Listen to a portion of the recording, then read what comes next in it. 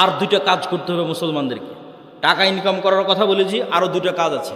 এক, নেতা হওয়ার জন্য দুটো শর্ত পূরণ করতে হবে।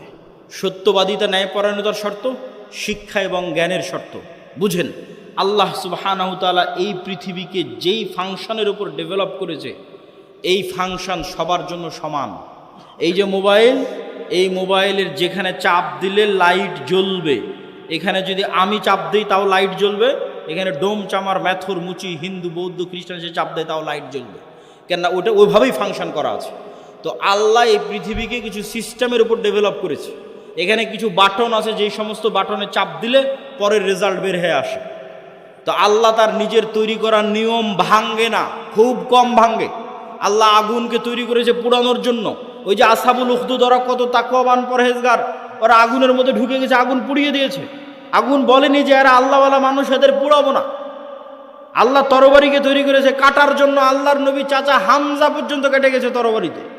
তরবারি বলেনি আরে এটা তো হামজার শরীর, কাটবো না। না, নিয়ম নিয়ম। আল্লাহ খুব কম সময় নিয়ম ভাঙে। শুধুমাত্র ইব্রাহিম আলাইহিস সালামের সময় নিয়ম ভেঙেছে।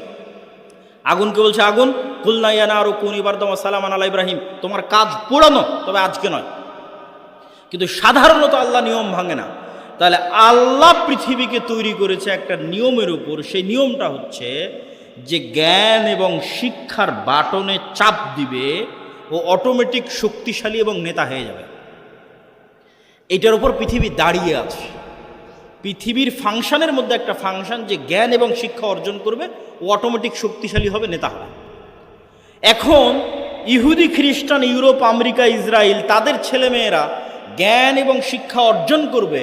আর গাইবান্ধা, মহিমাগঞ্জ, গোবিন্দগঞ্জের যুবকেরা যদি free fire, PUBG, Facebook, IPL, BPL, জুয়া, অনলাইন বেটিং, নেশা, বিড়ি, সিগারেট, গাঁজা এগুলো নিয়ে ব্যস্ত থাকে, তাহলে আল্লাহ বলবেন না যে এই ইহুদি খ্রিস্টানেরা তোরা যতই জ্ঞান অর্জন কর, তোদেরকে নেতা বানাবো না। আমার গাইবান্ধা, গোবিন্দগঞ্জে একটা মদখোর, জুয়াখোর বান্দা আছে, ওকে নেতা বানাবো। কথা কি আমার বোঝা যায়? আল্লাহ সুবহানাহু ওয়া তাআলা তার নিয়ম ভাঙবেন না। অতএব তুমি যদি মনে করো আমাকে নেতা হতে হবে, তাহলে ওই বাটনে চাপ দিতেই হবে যেই বাটন নেতা হওয়ার জন্য আল্লাহ পৃথিবীতে দিয়ে রেখেছে, সেটা হচ্ছে জ্ঞান এবং শিক্ষা। জ্ঞান অর্জন করতে হবে, পড়তে হবে। আদম আলাইহিস সালাম সবচেয়ে জ্ঞানী, আল্লাহ সুবহানাহু ওয়া তাআলা সবচেয়ে জ্ঞানী। জ্ঞান আল্লাহর বৈশিষ্ট্য, জ্ঞান আদম আলাইহিস সালামের বৈশিষ্ট্য। তলুতকে নেতা বানানো হয়েছে জ্ঞানের কারণে। অতএব যুবক সমাজ, তোমাদের জ্ঞান অর্জন করতে হবে। তারপরের পয়েন্ট কি? ন্যায়পরায়ণতা, সত্যবাদিতা। বানু ইসরাইলের ইতিহাস বহু বক্তব্যে আমি আলোচনা করেছি। বানু ইসরাইলের ইতিহাসের সামারি কি? নবীর সন্তানেরা কিভাবে গোলাম হয়ে গেল, গোলাম হওয়ার কারণে কি কি বিকৃতি আসলো। এই যে এক্ষুনি ইউসুফ আলাইহিস সালামের গল্প বললাম, ইব্রাহিম, ইসহাক, ইয়াকুব, ইউসুফ, তাদের ছেলেরাই বানু ইসরাইল। এরা ফেরাউনের গোলাম হয়ে গেল, 300 বছর গোলাম থাকলো। গোলাম হওয়ার পর মুসা আলাইহিস সালাম এসে এদের বাঁচালো। বাঁচানোর পর গোলামির কারণে কি কি পরিবর্তন হলো নবীর ছেলেদের। ইব্রাহিমের ছেলেদের কি কি পরিবর্তন আসলো গোলামির কারণে। আল্লাহ বলছেন যাও যুদ্ধ করতে হবে জেরুজালেমে। নবীর ছেলেরা কি বলে? ইযহাব আনতা ওয়া রাব্বুকা ফাকাতিলা, তুমি আর তোমার আল্লাহ গিয়ে যুদ্ধ করো। তারা ইব্রাহিম আলাইহিস সালামের ছেলে। আল্লাহ বলছেন এটা তাওরাত, ঈমান আনো। নবীর ছেলেরা কি বলছে? লান নুমিনা লাকা হাত্তা নারাল্লাহা জাহরাতান, যতক্ষণ তোমার আল্লাহকে স্বচক্ষে না দেখছো ততক্ষণ ঈমান আনবো না। আরে তুই তো এখনই দেখলি যে ফেরাউন ডুবে মরলো, আর কি দেখা লাগবে? এখনই ওর চোখের সামনে ফেরাউন ডুবে মরেছে। ফেরাউন ওদের উপর জুলুম করতো, সমুদ্র ফেড়ে রাস্তা তৈরি হয়ে গেছে। এরা এখন এসে বলে যে আল্লাহকে না দেখলেই ঈমান আনবো না। তাহলে কেমনে নবীর ছেলেদের স্বভাব এরকম হয়ে গেল? আল্লাহ বললেন আসমান থেকে খাবার আসবে, মান্না এবং সালোয়া। মান্না সালোয়া কি? মাশরুম। যেই মাশরুমের 1 কেজির দাম 4 থেকে 5 লক্ষ টাকা আজকের বাজারে। আর বিশেষ এক প্রকার কোয়েল পাখির মতো ছোট সুস্বাদু পাখির গোস্ত জান্নাত থেকে আসতো। তারা বলল লান নাসবিরা আলা তুআমিন ওয়াহিদ, এই এক খাবার প্রত্যেক দিন ভালো লাগে না মুসা, তোমার আল্লাহকে বলো এই মরুভূমির বালুর মধ্যে পেঁয়াজ রসুন বের করে দিতে, ডাল চাউল বের করে দিতে মরুভূমির বালুর মধ্যে। আল্লাহ বললেন মরুভূমির বালুতে হবে না, জেরুজালেম ফিলিস্তিন আছে, যুদ্ধ করে বিজয় করো।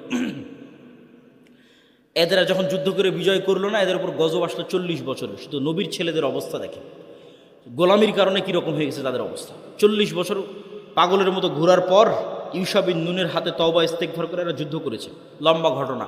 আল্লাহ সূর্য থামিয়ে দিয়ে বিজয় দিয়েছে। এবার আল্লাহ বলছে, শোনো, তোমাদের বিজয় দিলাম, তোমরা জেরুজালেমে প্রবেশ করার সময় মুখে বলবা হিত্তাতুন নাগফির লাকুম, আর মাথা দিবা সামনে, নিচু করবা, সিজদা অবস্থায় যাবা। হিত্তাতুন হিব্রু ভাষা, মানে আল্লাহ মাফ করে দাও, আস্তাগফিরুল্লাহ। এরা কি করলো, ঢোকার সময় পিছন আগে দিল, মুখে বলল হিনতাতুন, গমের দানা। কোরআনে এগুলো বর্ণনা করা আছে, কোরআন থেকে বলতেছে। কি অবস্থা দেখেন নবীর ছেলেদের। এই ধোকাবাজি, এই 2 নম্বরই কোথায় শিখলো? ফেরাউনের গোলামি করতে গিয়ে ধোকাবাজি 2 নম্বরই শিখেছে। তাহলে ধোকাবাজি 2 নম্বরই, ছল চাতুরি, গোলামির স্বভাব। স্বাধীন আত্মমর্যাদা সম্পূর্ণ মানুষ 2 নম্বরই রাস্তা জানে না।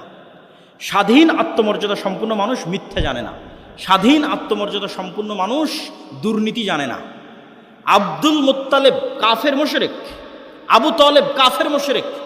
ইতিহাস খুঁজে দেন যে আব্দুল মুত্তালেব দুর্নীতিগ্রস্ত।